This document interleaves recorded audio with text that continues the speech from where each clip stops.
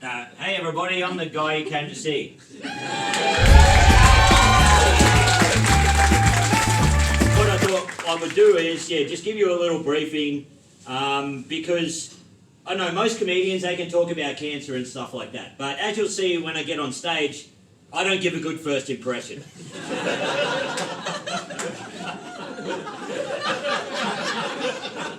Not super ugly, but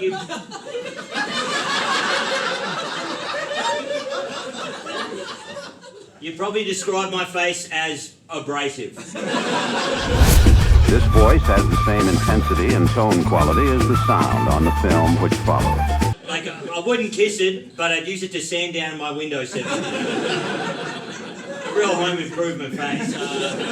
One of the million reasons why I've never been on TV. Like, I'm not good looking enough for TV, yet I'm not ugly enough for you to feel sorry for me. You're like, that guy could still bang an 8. And I have.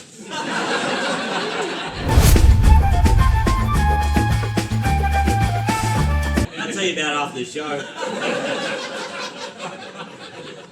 Also, before we start, I thought I'd just let you know, just because this show's about cancer and stuff, doesn't mean you're going to learn anything. If you want to get better at life, do not see a comedy show with Nick Capper in it. You should see a life coach. So what I'm going to do is, I'm going to do a red hot joke. I'm going to start the show, do a red hot joke, then we're going to get into the heavy shit. Are you guys cool with that? Yeah! Alright, let's start the show!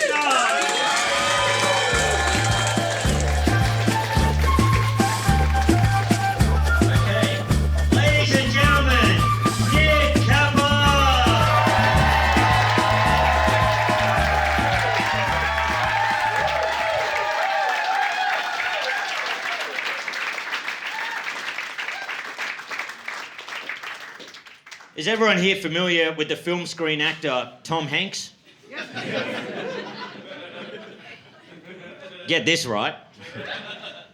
In 1996, Tom Hanks had a film called You've Got Mail. 4 years later, he does a film called Castaway, where he delivers a parcel.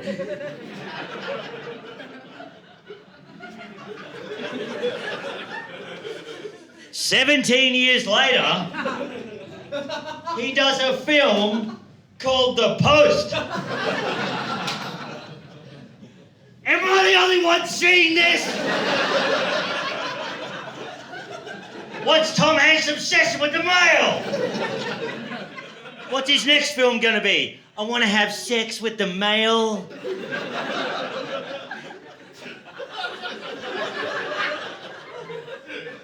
Anyway, before I got cancer, I thought about suicide quite a lot.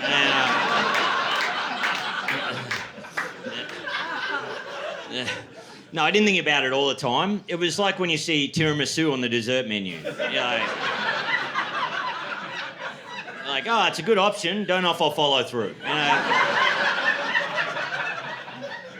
It's a bad sleep for everybody. I don't know if that's a good metaphor. No, I wasn't suicidal, but I was quite sad. It was about 2 years ago. I was age 39, and I don't know. I guess I'd realised at age 39 I'd never been promoted in my whole life. Like, I'd only worked entry-level jobs, picking up boxes, labour, stuff like that, my whole life. And I also was doing comedy a lot, but still, I don't know. I was good at one stage, but then I stopped progressing, and I kind of became stagnant. I started to hate comedy. That hasn't changed.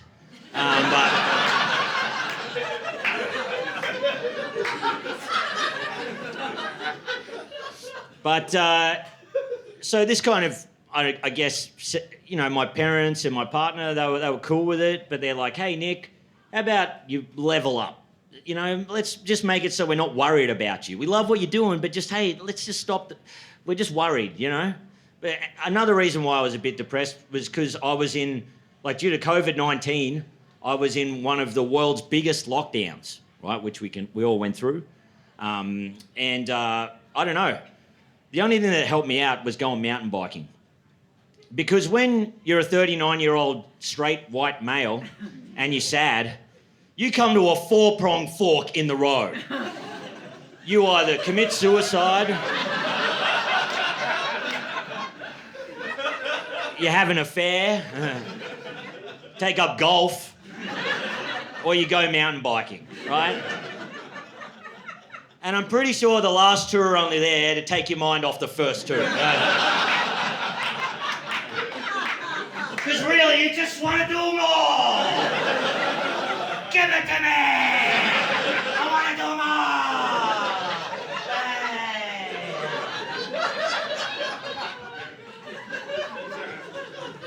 No, I'd never do golf. Do I look like a boring dumb fuck to you, huh?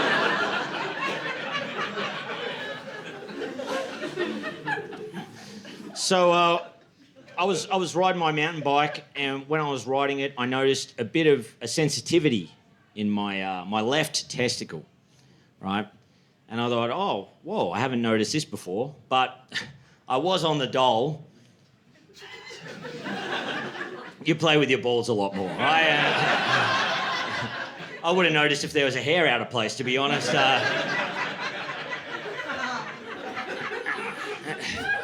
And I thought, okay, I'm going to go see a doctor about this. And my partner nearly fell over. She's like, whoa, 39 years on this earth, and you are finally voluntarily going to see a doctor. And I said, yeah, babe, I'm going to be a man about this. But really, I just wanted to see another face. Like, it was just something to do, right? Went to the doctors. The doctor said, Nick, we found a lesion on one of your testicles. And I'm like, whew. Oh, I thought you were going to tell me I got cancer. And he's like, you've got cancer. It was like buying a ticket to George of the Jungle and then found out you actually bought a ticket to George of the Jungle 2.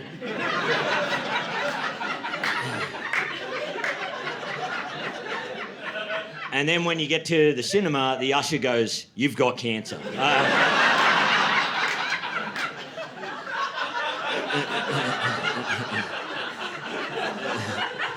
I don't know if that's a good metaphor either.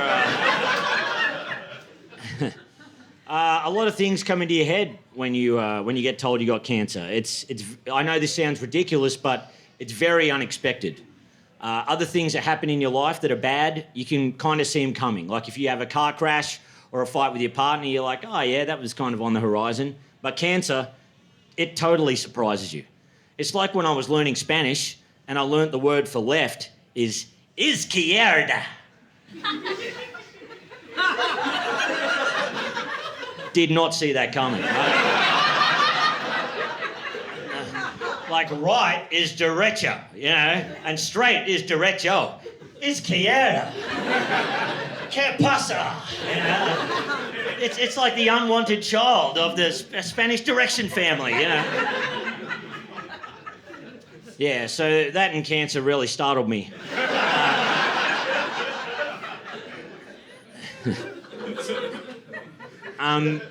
But the doctor said, look, Nick, you got testicular cancer, right? That's the best of a bad bunch.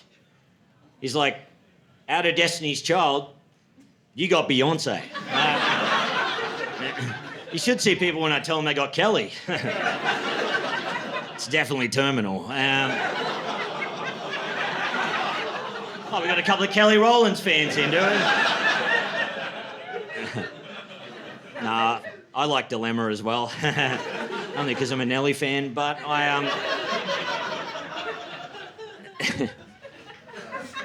The doctor said, don't worry, Nick. All we got to do right now is we just got to take one of your testicles out, right? Then we can determine how much cancer you've got. But it's all good. The testicle we take out, we can replace it with a fake rubber one. Just to make things look a bit better. And I said to the doctor, oh, you've seen testicles, I've seen testicles. They're not going to look any better.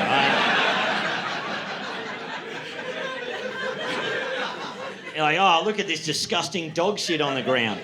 Oh, hey, let's put another one next to it. Oh, yeah.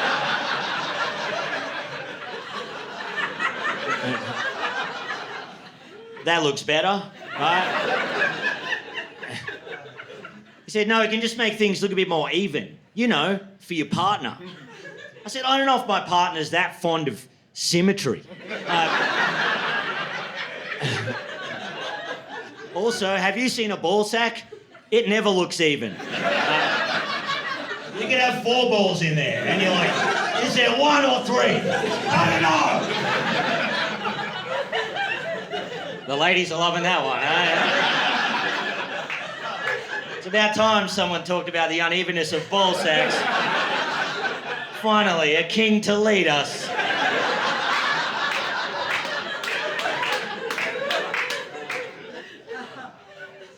And the doctor said, no, it could be scary if your partner goes down there and finds out you've got 1 testicle.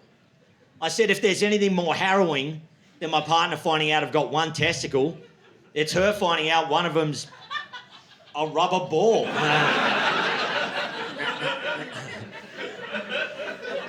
That later on turns her pelvic floor into the rear wall of a squash court.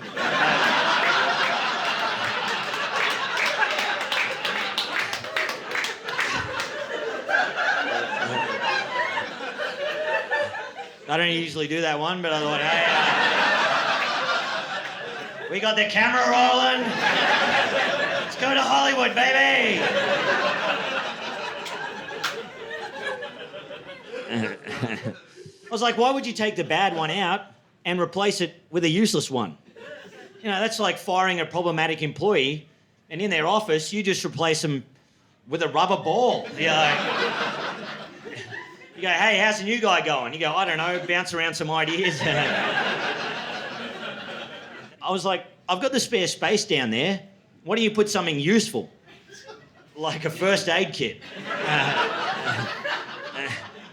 Or my travel card. Meep, meep. All right, officer, I'll get off. In Perth, they call it the smart rider. Makes you think. Fuck. I was like, don't do that bit in the taping. And I did. But they said, Nick, before we take your testicle out, what you should do is you should get your sperm frozen, just in case anything goes wrong. And to do that, I had to go to a sperm clinic. Now, going to a sperm clinic is very, very scary. Okay, because let me put it this way, right? I know probably all you guys have masturbated, right? Especially glasses here and old mustache, you know.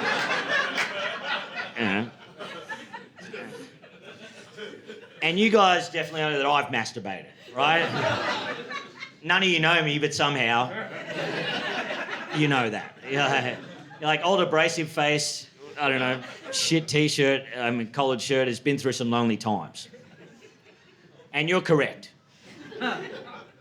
And you know I'm going to do it again. And I know that you're going to do it again. But the thing that comforts us all is we don't know when and where.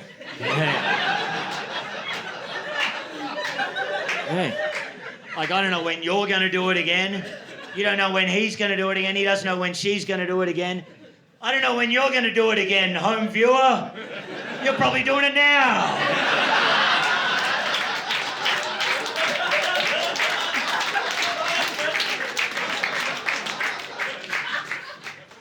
She doesn't know when she's going to do it again. She doesn't know when he's going to do it again. He doesn't know when I'm going to do it again. But the dude at the sperm clinic, he knows. Right? He's like, after you fill out that form, you're going to make the worst face ever behind that door. And we all know that. What made it even more terrifying was it was during the COVID lockdowns and we couldn't find a sperm clinic that was open. And my partner and I had this conversation verbatim. She rang me. I'm not making this up. She rang me and said, Nick, I got good news and bad news. The good news is we've found a sperm clinic that's open. The bad news is it's at the children's hospital.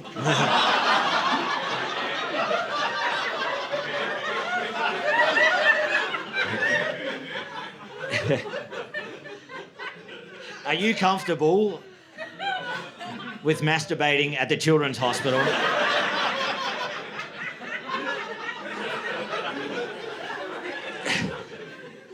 I said, look, usually I wouldn't be comfortable, and thank you for asking.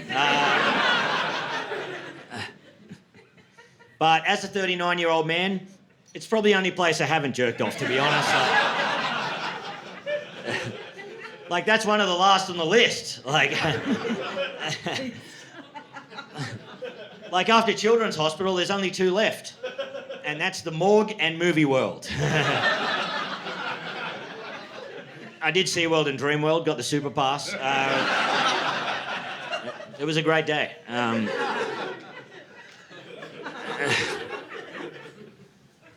Before we went in, right, we pulled up, and it wasn't at the Children's Hospital at all. It was at the Women's Hospital. I'm like, phew, this is going to be a whole lot easier. I might even rub one out in reception.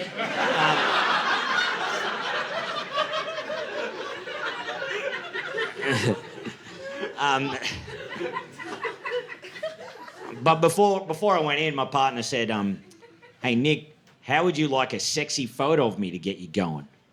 A sexy photo. And I said, oh, babe, I've been in lockdown with you for 2 years. I just want to see a photo of you not in track pants or on the toilet. And I will blow the back out of that sample glass. They're going to have to double cup it like a hot latte.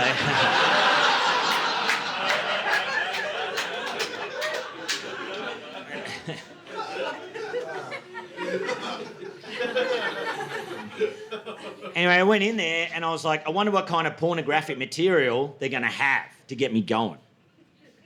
They had no pornographic material at all. They just had 2 charcoal drawings of nude women and then a painting of an old French port town.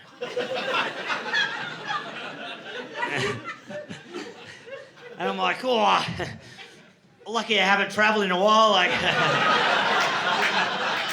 imagine going to a country you don't know language. Imagine using your passport.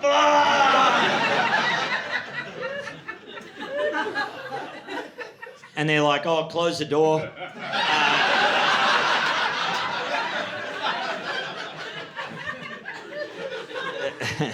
You haven't even put the gown on yet.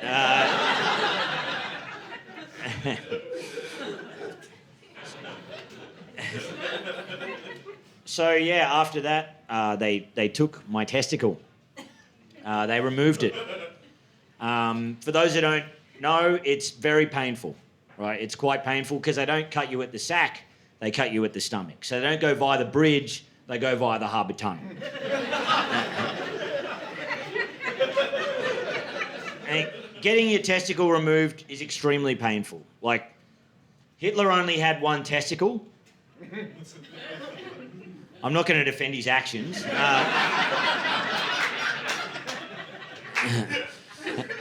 However, I know why he was angry. After 3 weeks in bed, I was like, I'll invade Poland. I'll kill all the races.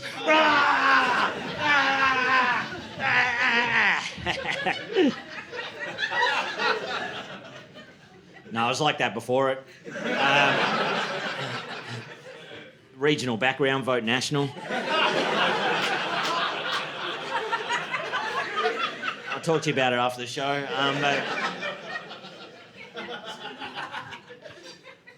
But something that helped me was, has anyone here had endone? Yeah. Anyone here around age 39 that has had endone? Yeah. I don't want to be rude, but how old are you, sorry? 40. You're 40. You get endone. So good. You get it.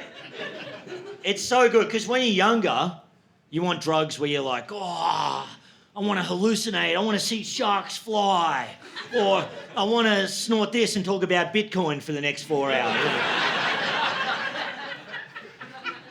But when you get to 39 and all your dreams have been crushed, you're like, just knock me out, right? I just want to feel numb. Make tomorrow come quicker.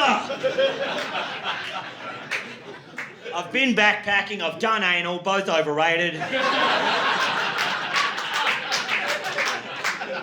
Now let me just wake up with missing time.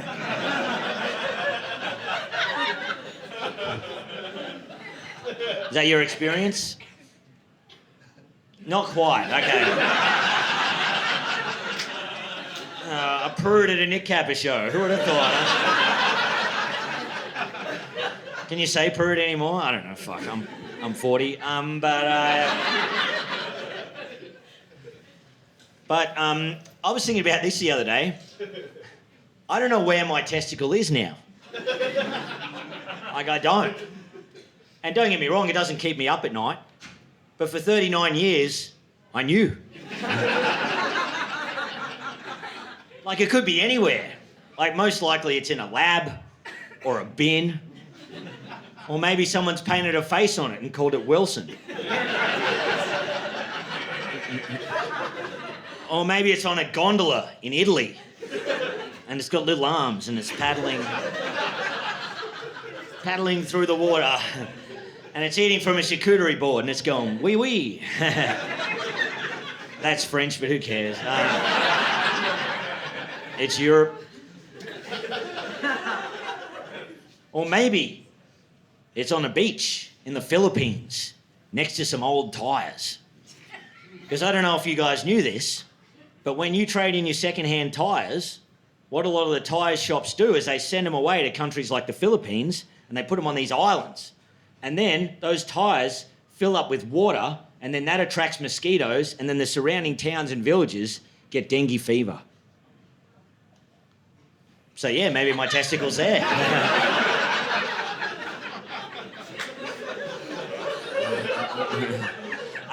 You thought this show was about cancer awareness, huh? But really, it's about waste management. Think about that before you do a burnout next time, you fuck!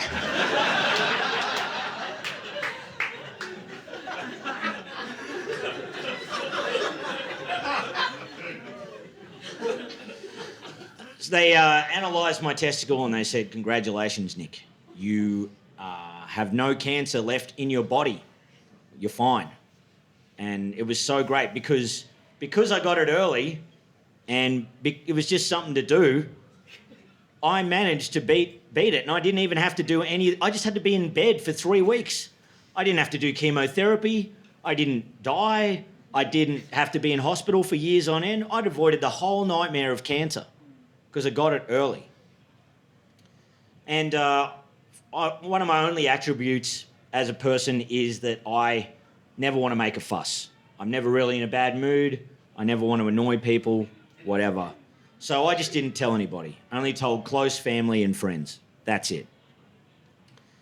And they said, Nick, you're a survivor. And I was like, no, I do not feel like a survivor. I feel like an imposter. Like, didn't even feel like I had cancer. It just felt like getting a big tooth taken out, a big tooth full of semen.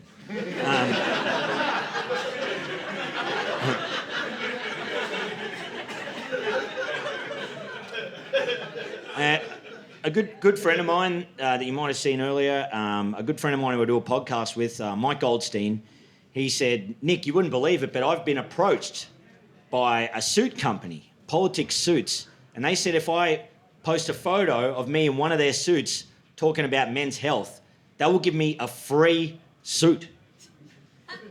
And I told him that I had a friend that was going through a men's health issue. And look, I know you don't want to tell anybody. And before he could even finish, I was like, brother, give me that fucking free suit. Yeah, I got that suit, right?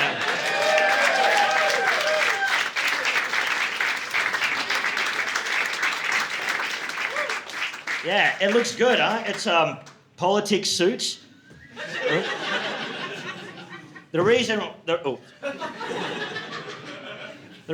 I rolled over so quickly is because I thought Politics Suits were like high-class suits. But as I found out, they're only one level up from tarot cash. Like, these are the suits you wear when you want to finger people at the races.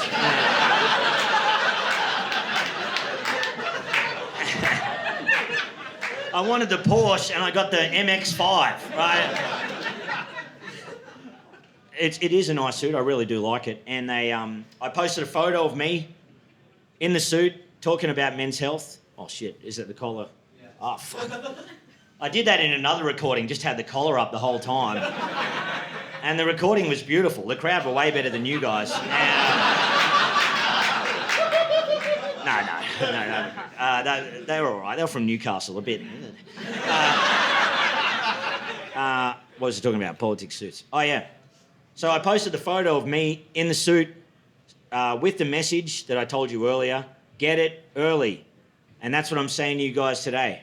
Get your breasts checked, get your testicles checked, get it all checked early. And then you will escape the nightmare of cancer, like what I did. And the response was amazing. People were writing to me going, hey, mate, I'm going to go check now, everything like that. And my partner said, look, it's creating great awareness. She's like, maybe you should do stand-up about it. I was like, I would never do stand-up about having cancer. Like I don't want people to feel sorry for me. I would never use it as a crutch. I would never put it on a poster and sell out a show at 5 o'clock on Saturday in the afternoon. I would never do any of those greedy things.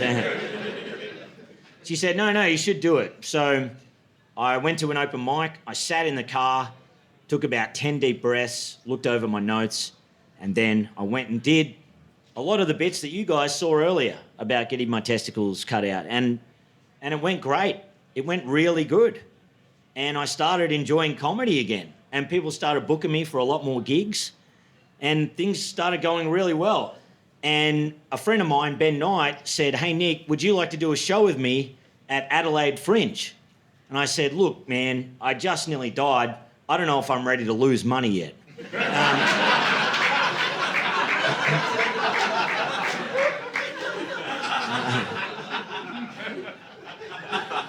But we went there, and I reckon we were the first guys ever to make money at a fringe festival.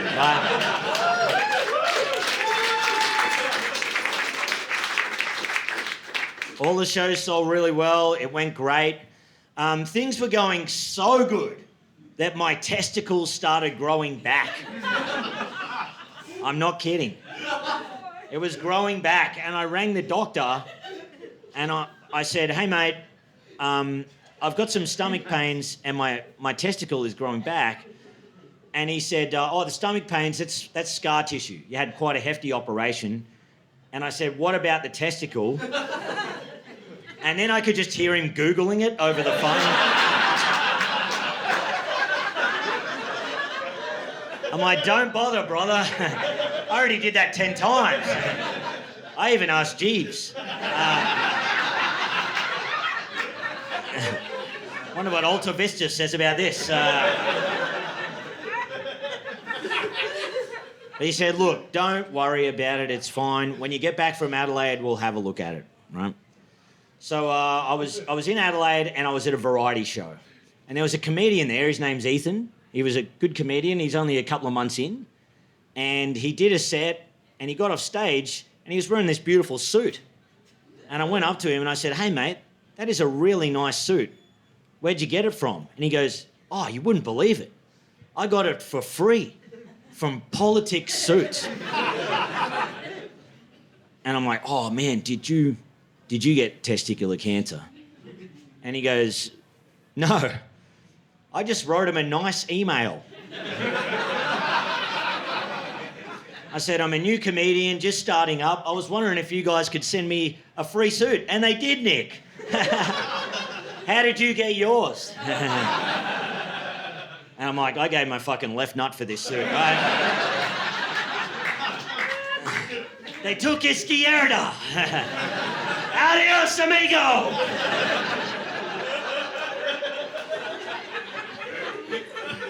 Mi favorita. I get back from Adelaide and the phone keeps ringing. With opportunities. And this time it was a big one, quite a big one. Doesn't sound that big, but it was to direct a clothing ad and also be in the clothing ad for like a skateboard brand. And they said, oh, Nick, we're going to fly you to Sydney and we're going to shoot the ad. You're going to help write it, direct it, be in it. Total creative control. And they were paying me a fair bit of money. So I was like, hell yeah. I said, before I go to Sydney, I'll just go to the doctors, on the Friday. Went into the doctors on the Friday, said, Nick, your blood level is 12 times as high as what it was. And I'm like, phew. Oh, that's good. I thought you were going to tell me I got cancer again. And he's like, you've got cancer again. This time, it's 12 times as bad. He said, all of that pains in the stomach, that's all cancer. He said that testicle you thought you were growing back, that's also cancer. It's really bad, Nick. We don't have any more information till we get some scans back on Monday. Have a good weekend.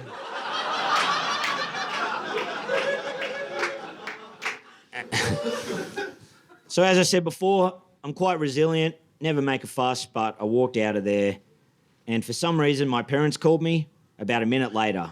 And the moment they said, how you going? I broke down. I started crying right in the middle of the street, just crying like the cancer's back. It's 12 times as bad.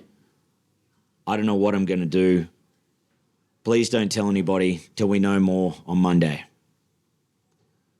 And then I had to fly to Sydney, do my dream job, writing comedy, acting in comedy, hanging out with these skateboarders, drinking beers. But every half an hour, I just had to go to a private space, somewhere private, like a toilet cubicle or something like that, and just rebuild that wall of resilience and paint a smile on my face and head back out there.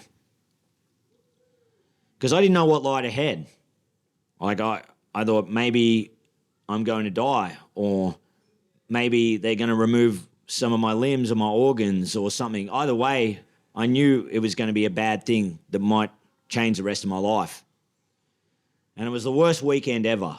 The whole weekend was just a pit of uncertainty.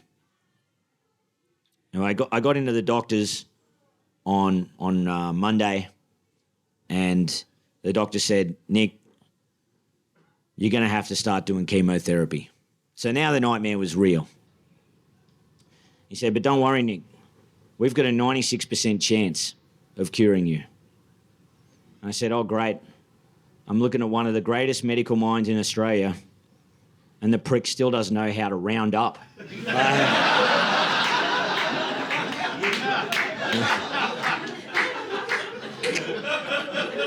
Because I'm not thinking of the 96. I'm thinking of the 4. That's what I'm thinking of. You can still do a lot of damage with 4%.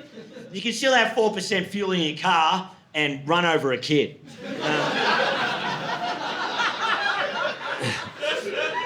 You can run over a few, actually. Anyway, it's just a fantasy. There is some Make-A-Wish that they do not honour.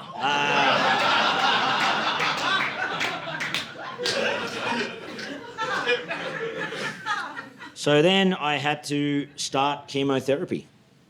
And I had to go to the hospital around 4 times a week, sometimes around 2 to 5 hours a day. And I was coping pretty well with it. I was doing okay. I was still able to do gigs. I did feel a little bit sick, but I was fine.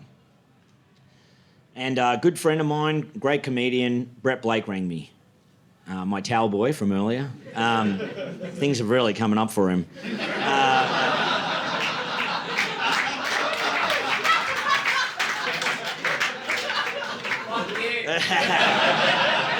I was waiting for that expletive. No, Brett rang me and he said, Nick, we're going to do a fundraiser for you. All the comedians we got together, because you're going to lose all of this work, we're going to put on a fundraiser for you. And I said, absolutely not. I don't want any money. I don't want to make a fuss. I don't want anyone to feel sorry for me. I'd rather jerk off in a children's hospital.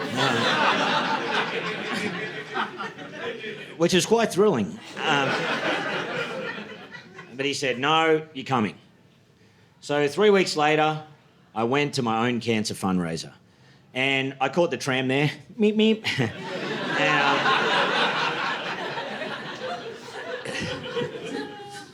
I got I got into the venue at my own cancer fundraiser begrudgingly, and it was amazing. 300 people there, right? And it was the best night of my life. Because I got to see something a lot of you don't get to see, and that is your own funeral. Like, but it was bizarre for the audience that were there, because I'd been doing chemotherapy for 3 weeks. So I had no processed foods. I was drinking 5 litres of water a day, no drugs or alcohol, and I still had all of my hair.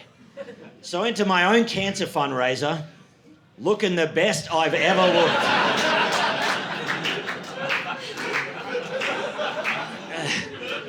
They're like, oh, who did we buy this wheelchair for? Oh, Usain Bolt. Cool.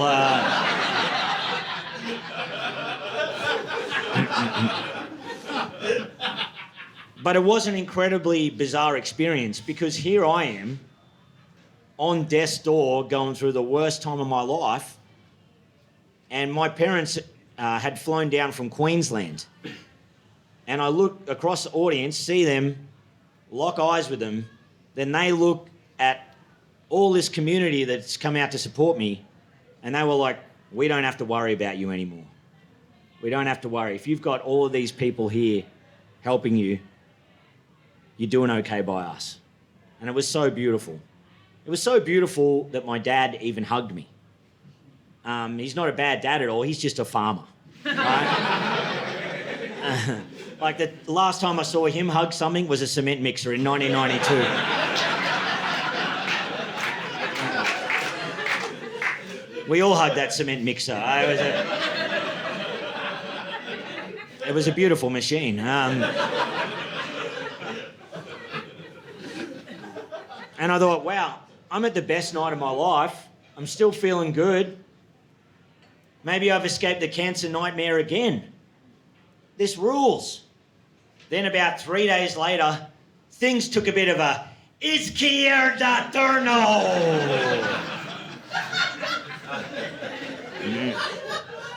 My hair started to fall out quite rapidly. I don't want to bring the mood down, but when you've got cancer and you're bald, every time you look in the mirror, it reminds you that you've got cancer. When you're bald and you don't have cancer, it reminds you that you're a security guard.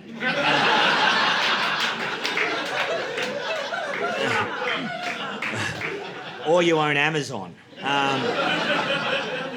Either way, you're beating up the poor.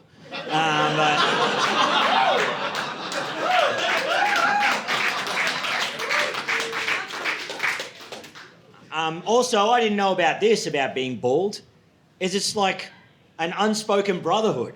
Hey, man. Yeah. Like, it's an unspoken brotherhood, you know? Like, this bald guy came up to me and he goes, hey, man, sucks being bald, huh?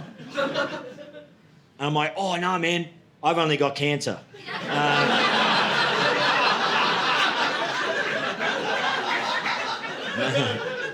You're bald forever, you know. At least I got a fundraiser, you know.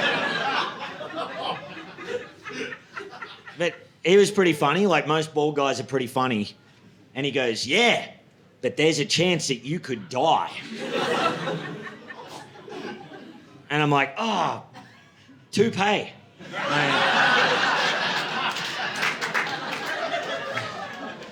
I mean, touche. Also, do you know why you look good, bald man? It's because your head is shiny, right? My head did not go shiny. Somehow I ended up with a matte finish.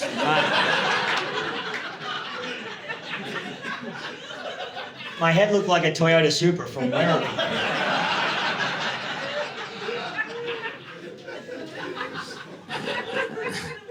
Along with going bald, also I started to feel quite sick, like really sick. I'm not going to bore you about how sick you feel at chemotherapy. Everyone handles it differently, but it was like I had a hangover all the time with 10 times the anxiety.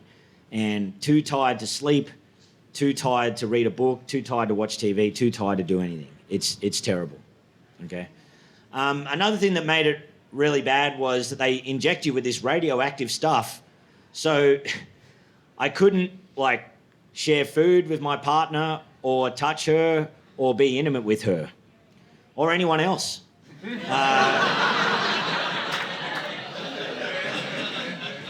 Which made it doubly challenging.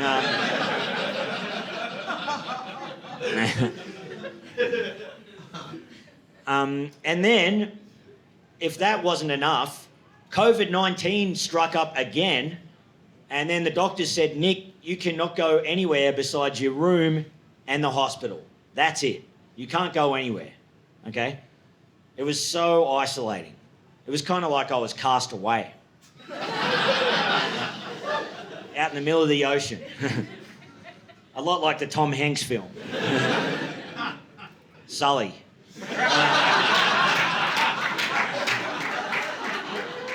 Or Captain Phillips, you know. He's done a lot of ocean ones, hasn't he? What's his next film going to be? The Wet Envelope?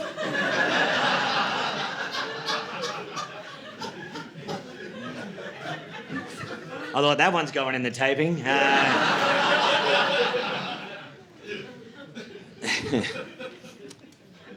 Now, guys, we're about 2/3 into the show, right? We're getting towards the ending bit. And you guys are thinking right now, Nick, it was so funny that first bit when you talked about getting your testicle removed. So many funny, hilarious quips about having cancer. We cannot wait, Nick, for your hilarious tales of what you went through in chemotherapy. Tell us about all the wacky stuff that happened to you in chemo. Yeah. Well, get this right. One day I go into chemo and I get in my bed. In the bed next to me, there is a guy who's an air traffic controller.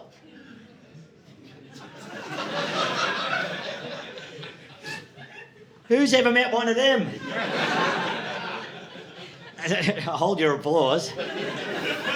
It gets funnier, right? His wife, also an air traffic controller. They met at a party. What are the odds?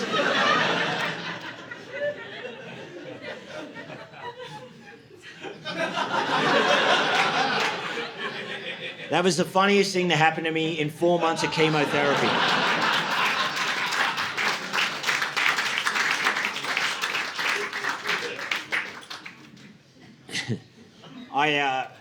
People were asking where I was and such, and so I uploaded a photo of me bald on Instagram saying, hey guys, sorry if I cancel all my gigs, I've got cancer. If you ever want more likes than having a baby, get cancer, right? And the funniest thing is, it's kind of like having a baby, that the government helps you kill.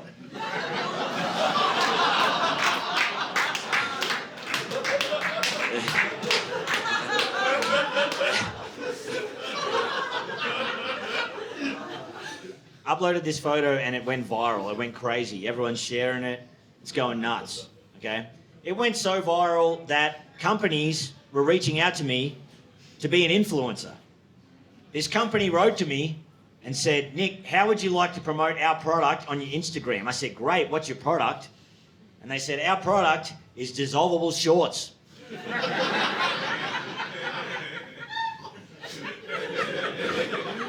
I'm not making this up. And I said, are these shorts that dissolve? And they said, correct. Cancer was worth this email exchange alone. And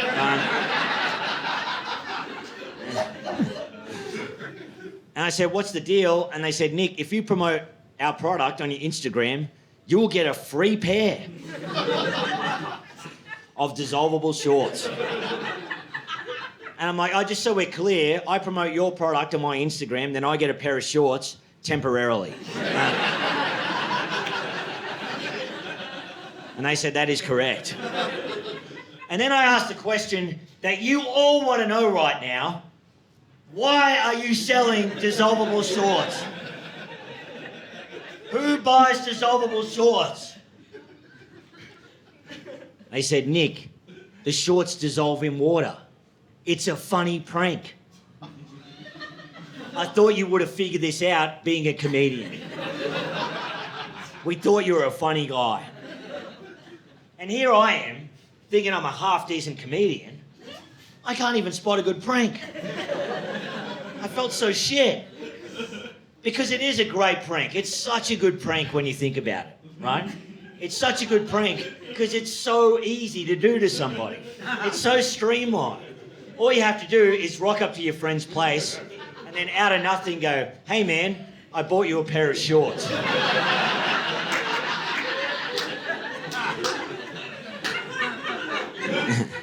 And he goes, "Oh, nothing awry here. I love getting a pair of shorts from my mates. I will put it in a stack of shorts that I receive from friends on the reg. Plain blue as well, so original. I can see why you bought them. That's the only colour they come in. I checked the website." And you go, "Hey man, how about you put them on now?" And he goes, "Oh, nothing suspicious about that. Just a regular day for me, of course."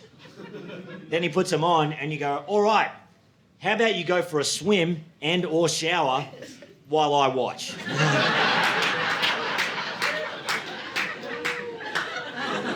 And he goes, "Oh yeah, this is just a normal friendship, of course." And then he does one of those. And he goes, "Oh, you wouldn't believe it. The unthinkable has happened. This beautiful gift you've bought me, something that happens to me every day, but this particular pair of shorts have dissolved." Then you go, "Ha ha ha ha! It's a prank! It's a prank!" And they're like, "Oh, now this is funny. It's so funny because I'm nude." "Where did you find out about such a hilarious prank?" And you go, "Oh, you wouldn't believe it. I saw this comedian with cancer's Instagram page.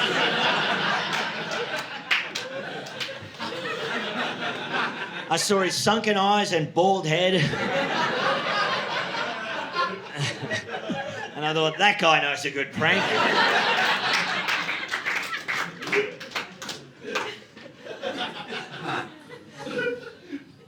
But the treatment started working very rapidly. Chemotherapy, it's very hard on your body, but it does work very well.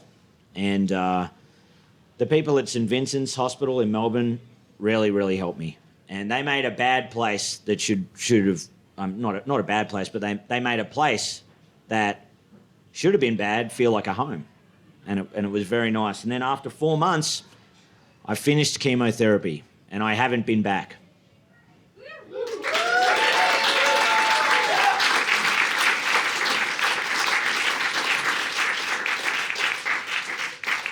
They keep asking me to come back.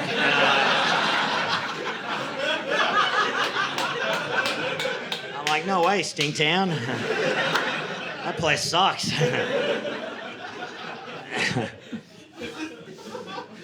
And I finished the chemotherapy and I thought, "Nick, you've beaten death. Time to tick off the old bucket list. Time to experience the world that might have been taken away from you." So I went on a family holiday to Noosa.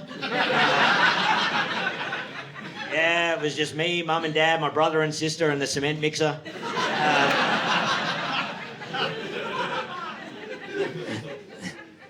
And on the holiday, the phone rings, and it's my manager. And I'm like, here we go. This gravy train is kicking off again. And he said, "Nick, I've got some work for you." I'm like, hell yeah, let's do this. Huh? Cancer, when I had it the first time, that brought so much. The second time, it's going to be even more. He said, "Nick, I've got a gig for you in Cairns where you're going to be hosting a fundraiser. It's going to pay $5,000. Are you cool with that?" And I said, hell yeah. And he goes, "Look, I've also got another gig for you. It's on the Gold Coast. Someone pulled out and you can do a 40-minute spot on the Gold Coast in 4 days. Do you think you can do that? I was like, yeah. And he goes, have you written any new material? I said, yeah, I got this great new bit about air traffic controllers.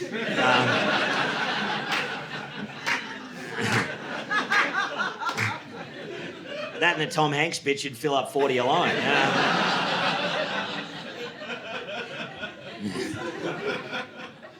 So I sat down and I started to write some comedy about chemotherapy, right? And I'm just going to give you guys a little peek behind the curtain because, as you can see, stand-up is quite difficult, okay? Because you're just a stupid clown.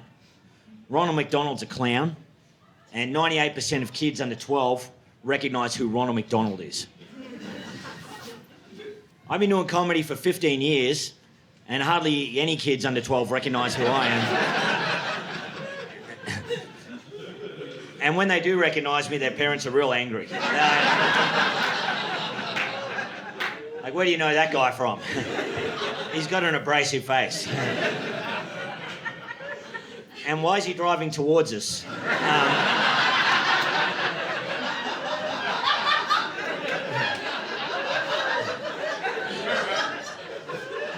Anyway, it's just a fantasy.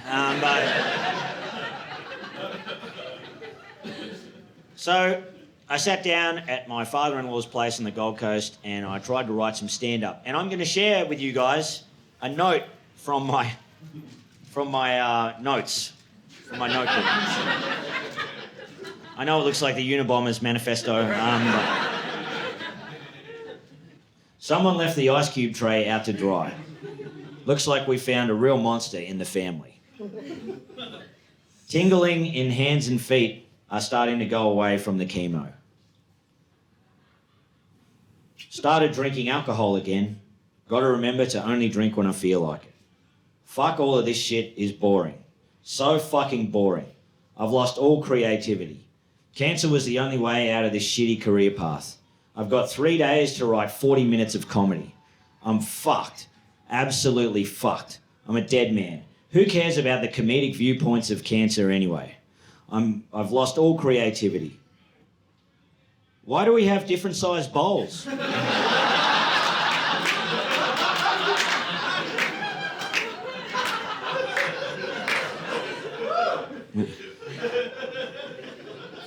Why don't we just eat from one big bowl?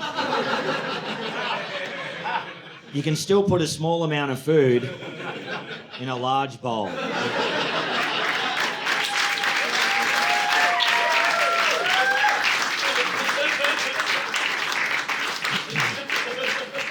So as you can tell, the show went really good. Blew the roof off the Gold Coast, never been back. I get back from the Gold Coast and wait for the phone to ring, and my manager calls me again, and I'm like, hell yeah. And he goes, Nick, the Cairns gig has been cancelled. They didn't sell enough tickets. I'll let you know if there's any more work. And not really much work came along. So I just had to go back working in labour hire, like entry-level jobs, picking up boxes. Only I kind of liked it this time. It was better than being in bed sick. And I was on this app where you get to go to a different workplace every day, whenever they need you. It was kind of like the instability of working in the arts, but also the stability of working in labour. So it was a great thing. Anyway, I loved it because I got to meet new people every day. It was so good. But after a few months, it started to tire a bit. Because I'd rock up, because none of the jobs relied on any skills, I would rock up to a job and there would just be me and 40 backpackers. And because I was the only guy over 18 and the only one from Australia, they all thought I was the boss. They're like, hey Nick, what do we do now? I'm like, I don't know, Sergio, I'm at the same level as you.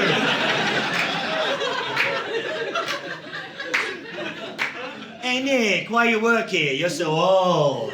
Does your father own the company? Are you volunteering? I'm like, no. You know what you're doing, Sergio? Getting drunk, partying, trying to figure your life out, trying to figure a career path in this cruel world, not knowing who you are, taking a gap year. I've done that 20 times. I'm on my 20th gap year, Sergio.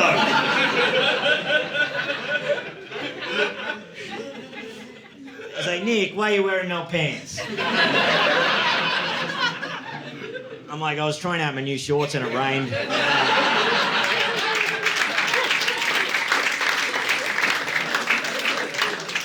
They really work.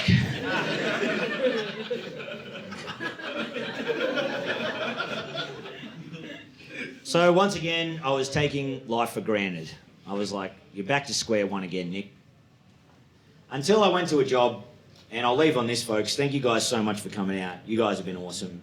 Give it up for Basement Comedy Club.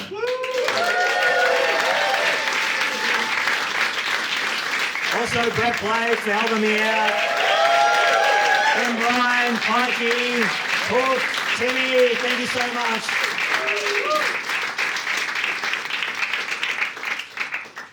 But yeah, I was taking life for granted until I rocked up to this labour hire job one day. And there was a guy there wearing the labour hire uniform from my company. And he looked over 40. He looked around 45. And I went up to him and I said, hey mate, how you going? My name's Nick. And he said, hi, my name's Ian. In an Australian accent. And I'm like, oh yeah, another loser like me. This is awesome. I said, Ian, what are we doing today? Now, this is what he said. Now, guys, I'm not going to be disparaging towards anyone in this story, okay? But it really did happen. It's true, okay? But I said, Ian, where are we working today? And he said, Nick, we are working at a place called House with No Steps. Now, for those who don't know what House with No Steps is, it's a place where people with Down syndrome can go and work. And at this House with No Steps, they were rolling up movie posters and they were putting them in a tube. And they had fallen behind, so they got Ian and I in to help catch up. Now, this was a hard pill for me to swallow.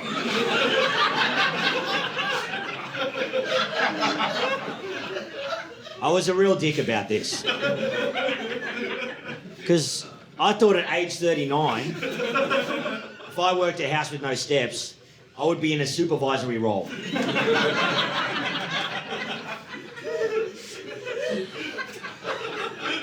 I thought I'd be saying, hey, don't do that. Not, hey, how do you do that?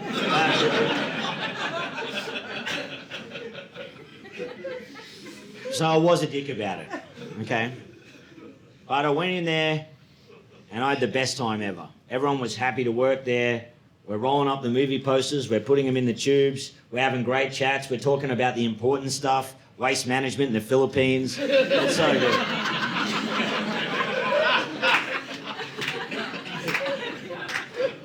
And there's a bit of a lull in conversation. And then Ian says this. He goes, Nick, do you do anything else besides work in labour hire? And then usually I don't tell anybody, but my guard was down, I was having a great time. I was like, yes, as a matter of fact, I am a stand-up comedian.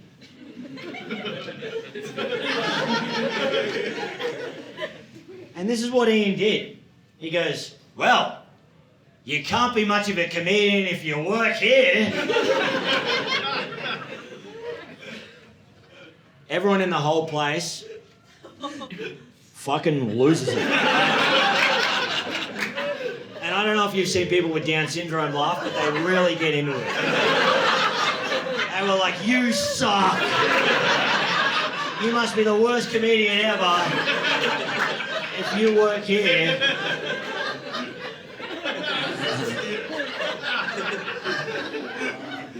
And I didn't know what to do. I'd just been destroyed. But there's another lull in conversation. And I said to Ian, do you do anything else besides labour hire? And this is what he said. He said, yeah, I'm a life coach.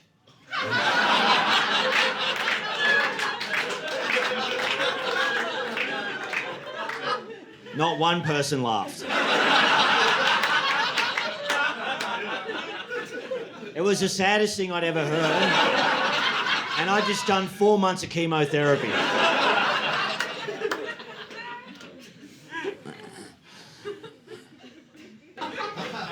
You guys must be thinking, that's a pretty shitty life coach, you know, if he works in labour hire. But he was the best life coach ever. And the first and last life coach I've ever seen. Because I'm like, Nick, you're still struggling at stand-up, you're still working at entry-level jobs, but it could be worse. You could work in labour hire and be a life coach.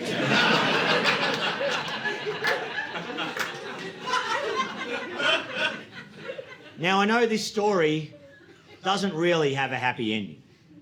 You guys want the happy ending, the Tom Hanks ending. Like, you know, he gets off the island, or he's reunited with his wife, or he solved the Da Vinci Code. I haven't seen it.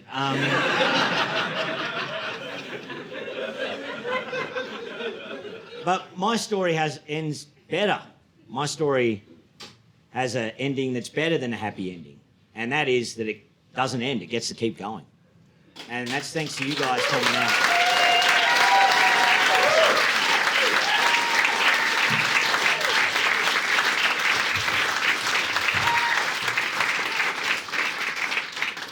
And as I heard in a film once, life is like a box of chocolates. You get them in the mail.